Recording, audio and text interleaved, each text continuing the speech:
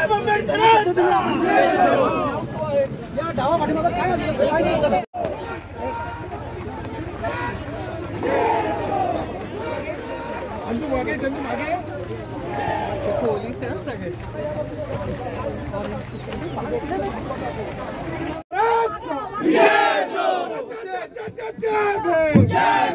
आता आपल्याला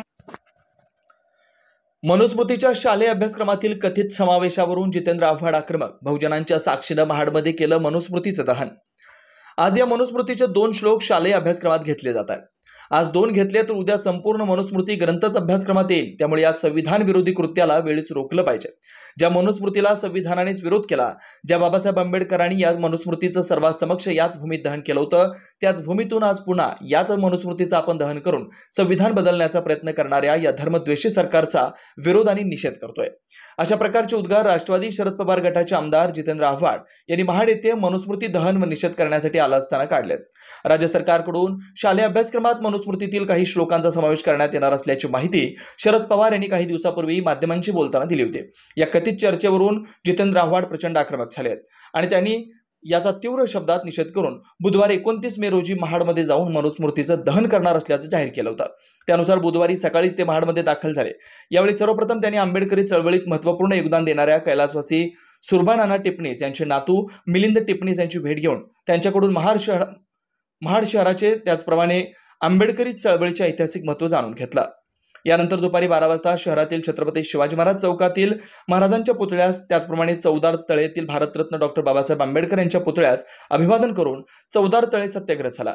त्या घाटावर जाऊन तळ्याचे पाणी देखील प्राशन केलं.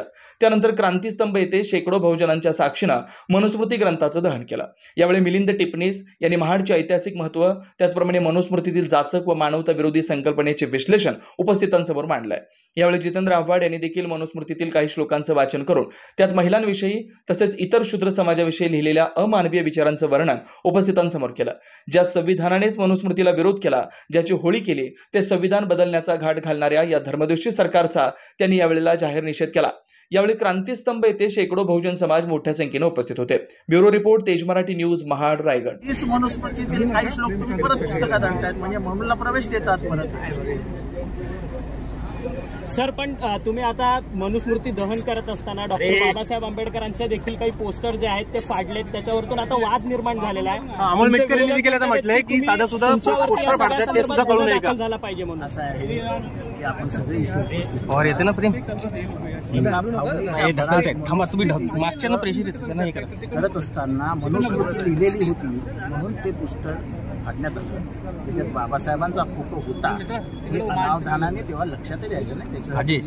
महाराष्ट्राची कार्यकर्त्यांच्या वतीने सगळ्यांच्या वतीने माफी मागितली आणि अनावधानाने झाली. त्याबद्दल महाराष्ट्रात आम्हाला क्षमा करेल. एका विशिष्ट हेतूसाठी इथे आम्ही आलो. बाबासाहेबांचे जे विचार आहेत त्या विचारांना आज धक्का लागतोय आणि त्या विचारांना धक्का लागू नये या एकाच उद्देशाने आम्ही इथे सगळे जमा झालो केलेलं होतं. आता पुन्हा एकदा मनुस्मृतीचं दहन करण्याची वेळ आलेली आहे. मनुचा चंचू प्रवेश झालेला आहे आणि तो रोखण्यासाठी म्हणून आज हे दहन करण्यात आले. तशा पद्धतीने शालेय शिक्षणाच्या अभ्यासक्रमामध्ये मनुस्मृतीमधील काही श्लोकांचा समावेश करण्याचा प्रयत्न या सरकारच्या माध्यमातून होतो आहे. असं म्हणजे मनूला मान्यता देण्याचं काम केलं ना.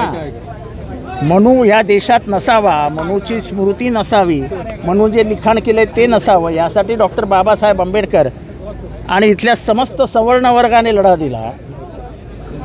उच्चवर्णीयांनी लढा दिला. चित्रे, दुर्वे, सहस्त्रबुद्धे, सरटकर या सगळ्यांनी लढा दिला, ठराव केले. तेच मनुस्मृतीतील काही श्लोक तुम्ही परत पुस्तकात आणतायत, म्हणजे मनूला प्रवेश देतात परत.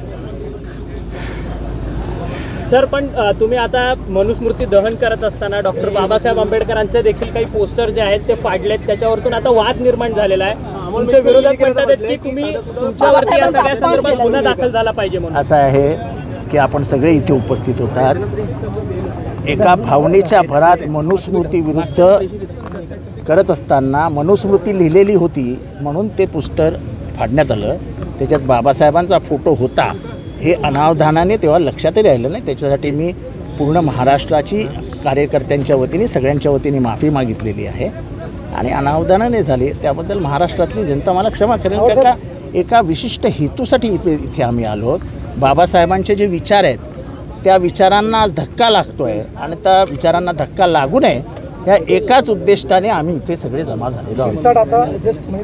नमूदच झालं नाही म्हणजे स्वतः शिक्षण मंत्री म्हणतात की काही चांगले श्लोक जर पुस्तकात घेतले तर त्यात वाईट काय. आम्ही नाही म्हणत ना. लोकसत्तेने हेडलाईन छापून आणली आम्ही नाही म्हणत ना. शेवटी बातम्या येतात, बातम्यांवरनं निष्कर्ष काढले जातात आणि स्वतः शिक्षण मंत्री आपल्या तोंडातनं म्हणतात की काही चांगले श्लोक मनुस्मृतीतनं घेतले तर त्यात चुकीचं काय झालं. हे ह्याला काय म्हणायचं. अमोल पटकरी पण तुमच्यावर टीका करतात म्हणतात. मला अमोल पटकरे सोडून द्यावं. पण सर, ज्या पद्धतीने हे राजकारण होताना पाहायला मिळत आहे त्या संदर्भात काय सांगाल. तुम्ही माफी देखील मागितली आहे परंतु विरोधक राजकारण करतात. ठीक आहे, विरोधक राजकारण करणार.